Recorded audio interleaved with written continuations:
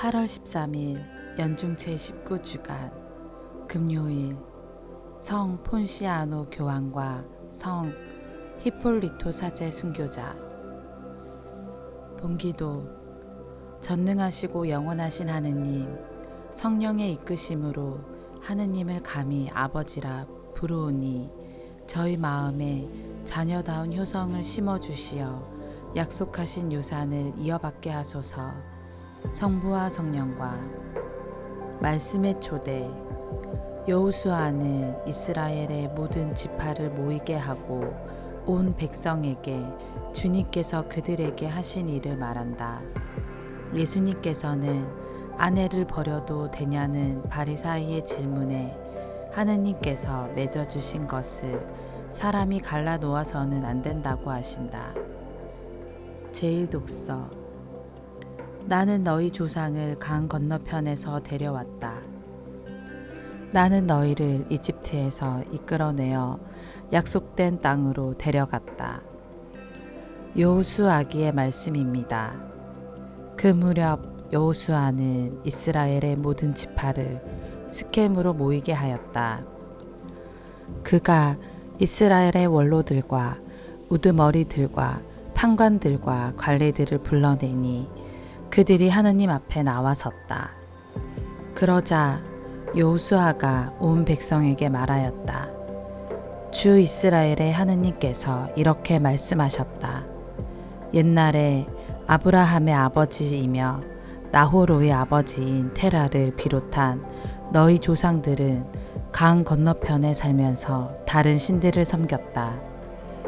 그런데 나는 너희 조상 아브라함을 강 건너편에서 데려다가 온 가나안 땅을 돌아다니게 하고 그의 후손들을 번성하게 하였다. 내가 그에게 이삭을 주고 이삭에게는 야곱과 에사우를 주었다. 그리고 에사우에게는 세이르산을 주어 차지하게 하였다. 야곱과 그의 아들들은 이집트로 내려갔지만 나는 모세와 아론을 보내어 이집트 가운데에서 그 모든 일을 하여 그곳을 친 다음 너희를 이끌어내었다. 내가 너희 조상들을 이렇게 이집트에서 이끌어내었다. 그 뒤에 너희는 바다에 이르렀다. 그런데 이집트인들이 병거와 기병을 거느리고 갈대 바다까지 너희 조상들의 뒤를 쫓아왔다. 그래서 너희 조상들이 주님에게 부르짖자 주님이 너희와 이집트인 사이에 암흑을 갖다 놓고 바닷물을 끓여들여 그들을 덮쳐버렸다. 이렇게 내가 이집트에서 한 일을 너희는 두 눈으로 보았다. 너희가 광야에서 오랫동안 머무른 뒤에 나는 너희를 요르단 건너편에 사는 아모리인들의 땅으로 데려갔다. 그때 그들이 너희에게 맞서 싸웠으나 내가 그들을 너희 손에 넘겨주어 너희가 그들의 땅을 차지하게 되었다. 내가 그들을 너희 앞에서 패방시킨 것이다. 그 뒤에 모압 임금 치포르의 아들 발락이 나서서 이스라엘에게 맞서 싸웠다. 그는 너희를 저주하려고 사람을 보내어 부오르의 아들 발라함을 불러왔다. 그러나 나는 발라함의 말을 들어주지 않았다. 그래서 그는 오히려 너희에게 축복해 주었다. 나는 이렇게 너희를 발락의 손에서 구해 주었다. 너희가 요르단을 건너서 예리코에 이르렀을 때에는 예리코의 지주들 곧 아모리족, 프리즈족, 가나안족, 히타이트족, 기르가스족, 히위족, 여부스족이 너희에게 맞서 싸웠다. 나는 그들도 너희 손에 넘겨주었다. 나는 또 너희보다 앞서 말벌을 보내어 아모리족의 두 임금을 너희 앞에서 몰아내었다. 그렇게 한 것은 너희의 칼도 너희의 화살도 아니다. 그러고 나서 나는 너희에게 너희가 일구지 않은 땅과 너희가 세우지 않은 성읍들을 주었다. 그래서 너희가 그 안에서 살고 또 직접 가꾸지도 않은 포도밭과 올리브 나무에서 열매를 따먹게 되었다. 주님의 말씀입니다. 하느님 감사합니다. 복음. 모세는 너희의 마음이 완고하기 때문에 너희가 아내를 버리는 것을 허락하였다. 처음부터 그렇게 된 것은 아니다. 마테오가 전한 거룩한 복음입니다. 그때의 바리사이들이 다가와 예수님을 시험하려고 무엇이든지 이유만 있으면 남편이 아내를 버려도 됩니까? 하고 물었다. 그러자 예수님께서 이렇게 대답하셨다. 너희는 읽어보지 않았느냐?